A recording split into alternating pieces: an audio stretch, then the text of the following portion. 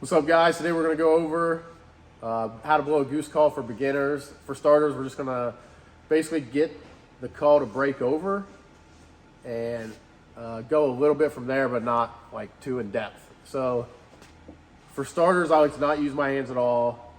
Just hold the call out, and you're going to have your tongue behind the tip of your bottom teeth, and just like this, and you're just going to blow until, and slowly bring your tongue up until the call just breaks over.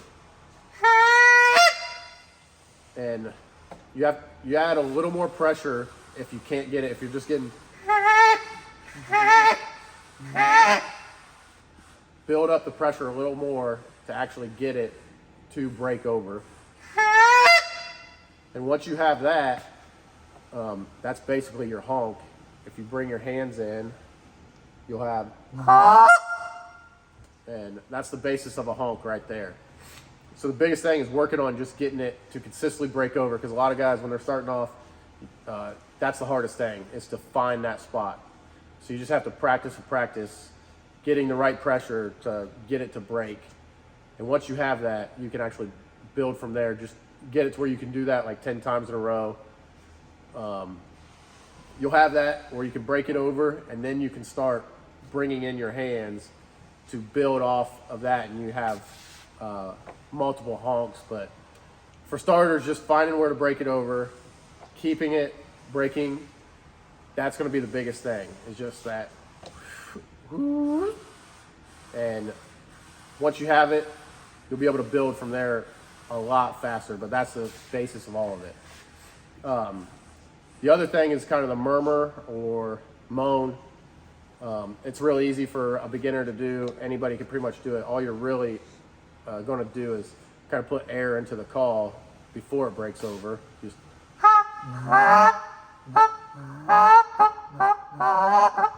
and I mean, if you do that with other guys calling right away, you know, that's just adding ground noise if you're in a field for them. Like geese are eating, feeding, and kind of say, you know, talking to each other and moving around. If you add voice into that a little bit, just almost like, not like you're growling into the call, like just a, almost like a tugboat or something. Just you're gonna open your throat.